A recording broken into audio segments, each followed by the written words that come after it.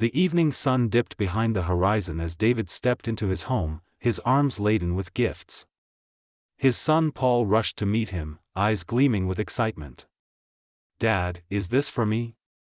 Paul asked, his fingers already reaching for the packages. David chuckled, ruffling his son's hair. "Yes, my boy. Everything here is for you." Paul grinned but hesitated before glancing toward his sister, Hannah, who stood by the doorway, watching silently. "What about Hannah?" David's expression hardened in an instant. "Don't worry about her," he said, waving dismissively. "She can take care of herself. One day, she'll get married and belong to another family. I will not waste my money on a daughter who won't even carry my name." Hannah's heart clenched at her father's cruel words. Tears pricked her eyes, but before they could fall, her mother, Agnes, pulled her into a comforting embrace. "Don't cry, my love," Agnes whispered. "One day you will prove him wrong." Hannah wanted to believe her mother's words. But how could she? Every day she watched her father shower Paul with love, attention, and gifts while she remained invisible in his eyes. David never paid for her school fees, never asked how she was doing, never even acknowledged her existence beyond irritation. That night, as Paul excitedly played with his new toys, Hannah sat quietly in the corner, watching. It wasn't the gifts she longed for. It was her father's love. Months passed, and Paul prepared for his final college exams. David was confident that his son would make him proud. After all, he had given Paul everything he needed: money, support, and private lessons. But when the results came, David's world shattered. Paul had failed. The house was silent for a long moment before David's rage erupted like a storm. "Paul," he roared, "how could you fail after everything I have done for you? I gave you everything you needed. I invested in you, and you repay me with failure." Paul's head hung low in shame. "Dad, I think I don't have a passion for education. I try, but I learn slowly." David's eyes darkened with fury. "Nonsense. You're just lazy. I will not have a failure for a son. I'll hire another tutor. You will pass next time." Agnes stepped in, placing a gentle hand on David's arm. "David, maybe Paul's strengths lie elsewhere. Perhaps we should." "Enough, Agnes," David snapped. "I won't tolerate this nonsense." Despite the extra lessons, Paul failed his exams again. On the same day, Hannah returned home with an envelope in her hands. She stood in the living room where her family sat in tense silence. The living room was silent, thick with tension. Hannah stood before her family, gripping the letter in her hands, her heart pounding. She had waited for this moment. To finally prove her worth, to show her father that she was more than just a girl who would marry into another family. "I got a scholarship," she repeated, her voice steady but filled with emotion. "I was the best student in my school. They're sending me abroad to study." Agnes gasped, her hands flying to her mouth. "Oh, my daughter, I knew you could do it." She rushed forward and pulled Hannah into a tight embrace, tears of joy spilling down her cheeks. Paul, sitting beside their father, managed a small smile. "I'm happy for you, Hannah. You deserve it." But David sat frozen, his expression unreadable, his fingers clenched around the armrest of his chair, his knuckles turning white. "How?" he muttered under his breath. His voice was low, but the weight of his disbelief filled the room. "How did you?" "I worked hard, Dad," Hannah said, her voice unwavering. "Even without your support, I studied day and night. I had to prove that I was worth something." David's jaw tightened. His pride had been shattered. The son he had invested in had failed him, but the daughter he had ignored was now leaving for a better life. "I can't believe this," he muttered, shaking his head. "A girl getting a scholarship." Agnes's joyful expression hardened. "A girl?" she repeated, stepping toward her husband. Hannah didn't get this scholarship because she's a girl or a boy. She got it because she worked harder than anyone else. Unlike you, I never doubted her. David's nostrils flared, but he said nothing. His silence spoke louder than words. The next few days were a whirlwind. Hannah prepared to leave for the airport, her heart heavy yet excited for the new life ahead. Agnes helped her pack, slipping in small notes of encouragement between her clothes. On the day of departure, Paul hugged her tightly. "Take care, okay," he whispered. "I will," Hannah promised. "And Paul, don't give up. You'll find your own path." Paul nodded, but deep down he couldn't shake the feeling of failure. He had always been their father's pride. Yet now he felt like a shadow behind Hannah's success. David, however, refused to come to the airport. He sat in his chair, staring at the wall, refusing to acknowledge her departure. As Hannah wheeled her suitcase to the door, she paused. "Goodbye, Dad," she said softly. No response. With a final glance at her childhood home, she walked out, stepping into a future her father never believed she could have. But life had a way of proving people wrong.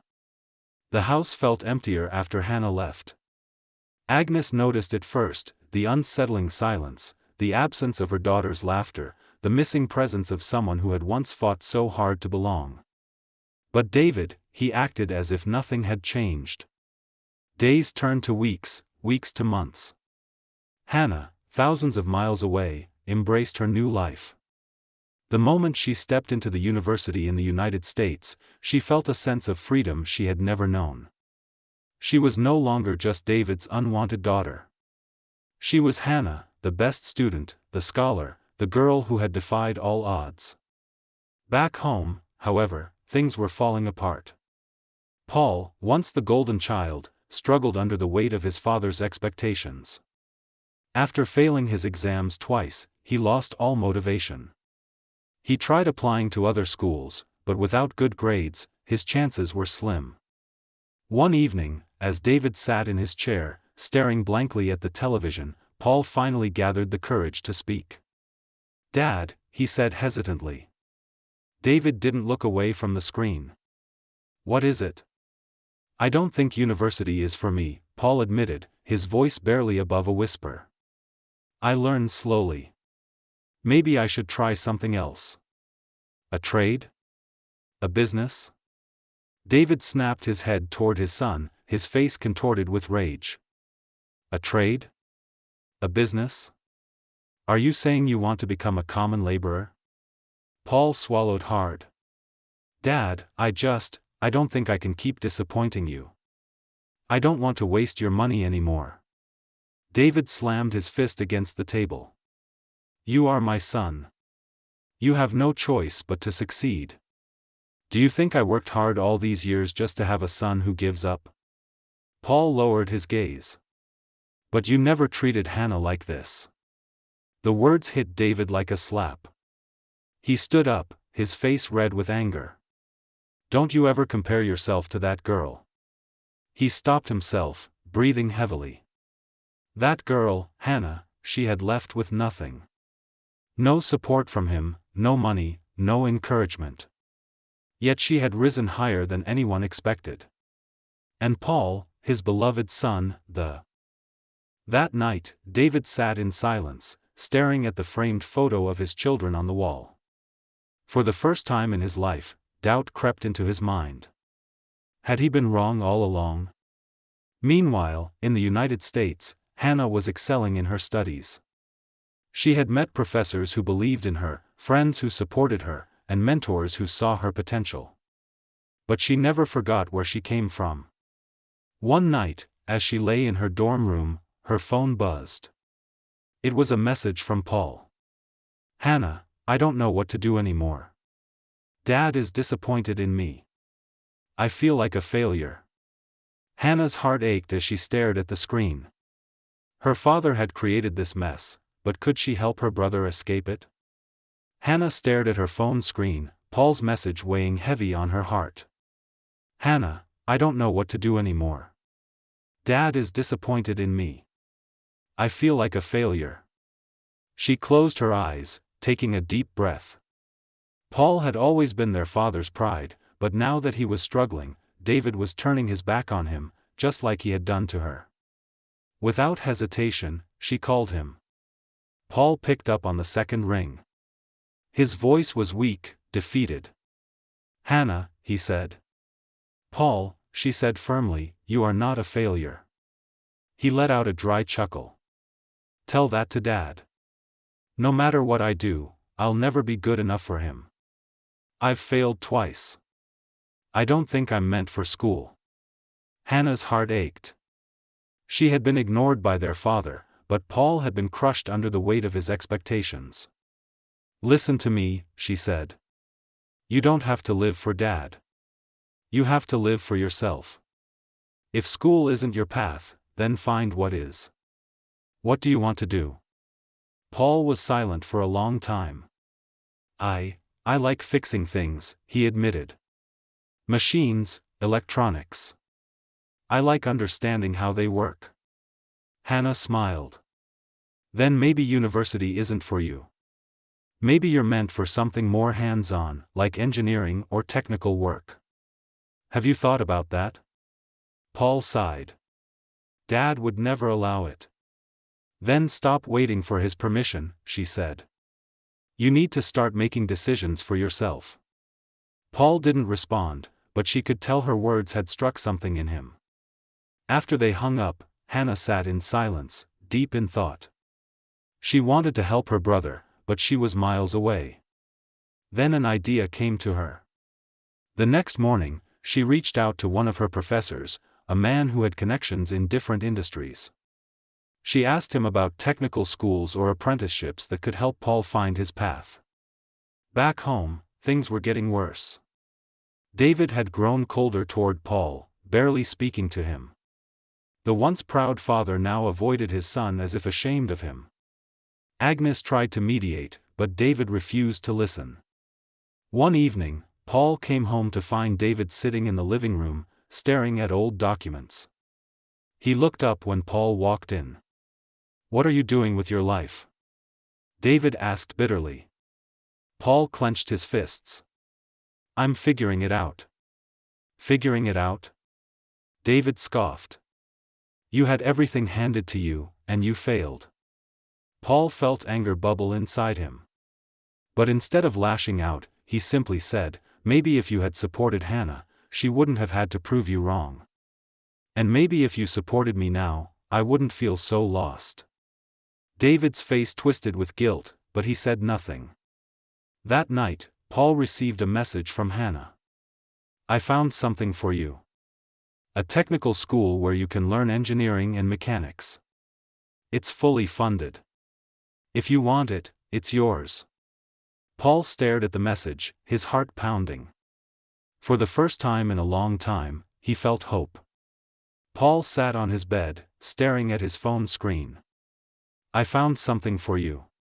A technical school where you can learn engineering and mechanics. It's fully funded. If you want it, it's yours." Hannah's words replayed in his mind over and over again. A chance. He had spent years trying to live up to their father's expectations, forcing himself into a future that didn't fit. But now, for the first time, he had the opportunity to pursue something he wanted. Paul took a deep breath and made a decision. He would do it. The next morning, he found his mother in the kitchen, preparing breakfast. "Mom," he said carefully, "I need to talk to you." Agnes turned, sensing the seriousness in his voice. "What is it, my son?" "I want to go to this technical school Hannah found for me. I want to study engineering, machines, mechanics. It's what I love." Agnes's face softened with emotion. "Oh, Paul, I've always known you had a gift for fixing things." She touched his cheek gently. "If this is what makes you happy, then go for it." Paul felt a weight lift off his chest. But there was still one more person he had to face. David. That evening, he found his father sitting in his usual chair, reading the newspaper. Paul's heart pounded as he stepped forward. "Dad, I need to tell you something." David didn't look up. "What now?" "I've decided to go to a technical school. I want to learn engineering and mechanics." David's eyes slowly lifted from the paper. "You're serious?" "Yes," Paul said firmly. "Hannah helped me find a program. It's already funded, and I start next month." David let out a bitter laugh. "So now you're taking advice from her? A girl who abandoned her family." Paul's jaw clenched. "She didn't abandon us. She worked hard, and she succeeded. The only difference is you never supported her. Just like you're not supporting me now."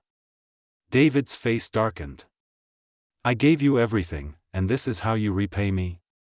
"No, Dad," Paul said, his voice steady.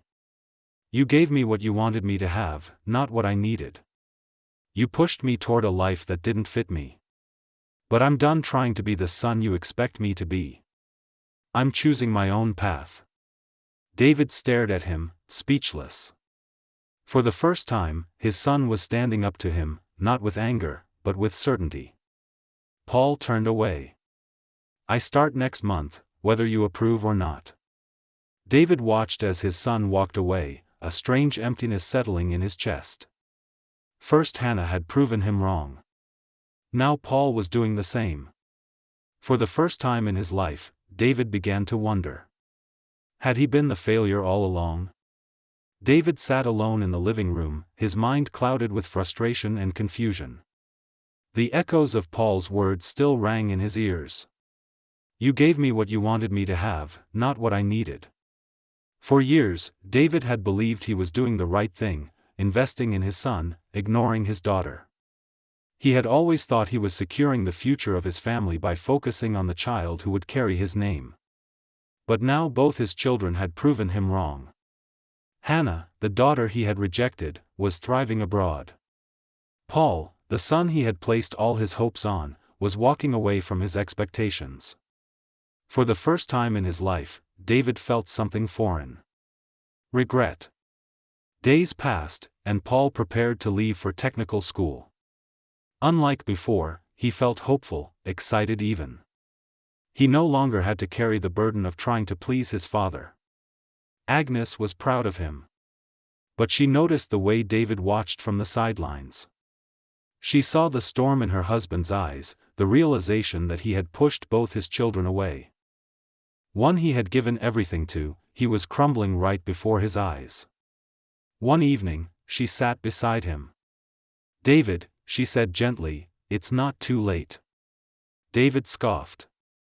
"Too late for what?" "To fix things. To support Paul, to make peace with Hannah." David clenched his jaw. "She wouldn't want to hear from me." Agnes sighed. "You don't know that." That night, David sat alone, staring at his phone.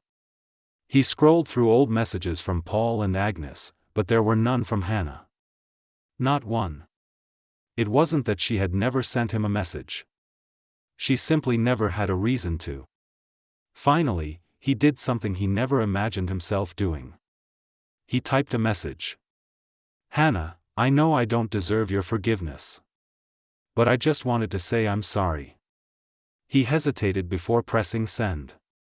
His hands were trembling. Minutes passed, then an hour, then his phone buzzed. A reply. "Dad, I never needed you to be perfect. I just needed you to be there. But if you truly mean this, then maybe we can start over." David's throat tightened. He had spent years convincing himself that Hannah didn't matter. Yet here she was, giving him another chance. The next morning, Paul left for technical school. But before he walked out the door, something unexpected happened. David stood up. "Paul." Paul turned. David took a deep breath. "I'm proud of you." Paul's eyes widened. He had waited his whole life to hear those words. And for the first time, he truly believed them. Months passed. Paul was thriving in technical school, excelling in his engineering program.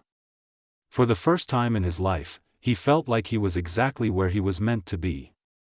He no longer carried the weight of his father's expectations. He was building a future on his own terms. Meanwhile, in the United States, Hannah had graduated with honors. She secured a high-paying job at a prestigious company, proving to the world and to herself that she was capable of achieving greatness. But her success wasn't just about personal victory. She had never forgotten where she came from. One evening, as Hannah sat in her office, she received a call from an unknown number. She hesitated before answering. "Hello?" A familiar voice, hesitant and low, responded. "Hannah, it's Dad." Silence. David hadn't called her in years. The last time they had spoken, he had barely acknowledged her, but now there was something different in his voice. "Hannah," he continued, "I know I don't deserve your time, but I wanted to hear your voice." She swallowed hard. "Why now, Dad?" David exhaled heavily. "Because I see things differently now. I was wrong about everything. I let my pride blind me, and I pushed you away when I should have been your biggest supporter. I failed you." Hannah's heart pounded. She had waited her whole life to hear these words. "I can't change the past," David continued. "But I don't want to lose you forever. I want to be your father again, if you'll let me." Tears welled in Hannah's eyes. She had every reason to hang up, to walk away like he once did to her. But deep down, she knew that holding on to resentment wouldn't change the past. It would only keep her trapped in it. She took a deep breath. "I don't need you to be perfect, Dad. I just need you to be here now." David's voice cracked. "I will be." Weeks later, Hannah's life took another turn. Her boss, Mr. Henry, the CEO of her company, had taken a special interest in her, not just in her work, but in her. Their professional relationship soon blossomed into something deeper. After months of dating, Henry proposed. Hannah, now a woman who once fought for her worth in a home that didn't value her, was about to step into a future filled with love and respect. When Henry traveled to meet her family, David, who had once rejected his daughter, stood before her, eyes filled with pride. "Hannah," he said, voice thick with emotion, "I was blind for too long, but today I want to say, I am honored to be your father." Tears streamed down Agnes's face as she watched her daughter embrace the father who had once turned his back on her. Paul, now working towards his dream, smiled. "You deserve this, sis." Hannah had won, not just in success, but in forgiveness. The day of Hannah's wedding arrived, and the house that had once been filled with division was now buzzing with joy and celebration. For the first time in years, the family was whole again. Paul adjusted his suit, grinning as he stood beside his mother. "Can you believe it, Mom? Hannah's getting married." Agnes wiped a tear from her eye. "I always knew my daughter would find happiness." Across the room, David stood in silence, watching as guests arrived. He still carried the weight of his past mistakes. But today was about something greater than regret. It was about making things right. As Hannah entered the venue, a hush fell over the room. She looked radiant in her white gown, her confidence shining as brightly as the chandelier above. David felt his heart swell with pride. He had once dismissed her as unworthy of his time, but now he saw her for who she truly was, his daughter, his greatest blessing. When it was time for the ceremony, Hannah's soon-to-be husband, Henry, stood at the altar, waiting for her. Then something unexpected happened. David stepped forward. "Hannah," he said softly, "if you'll allow me, I would like to walk you down the aisle." Gasps echoed through the room. Even Paul looked stunned. Hannah stared at her father, her heart pounding. This was the man who had once denied her, who had refused to love her as she deserved. But today, he was here, standing before her, asking for a second chance. She could have refused. She could have let the years of pain guide her decision. But instead, she smiled. "Yes, Dad, I would love that. Tears welled in David's eyes as he took his daughter's arm.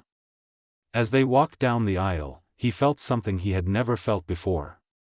Pride. Not in a son who carried his name, but in a daughter who had carried herself through life with strength and grace. The ceremony was beautiful.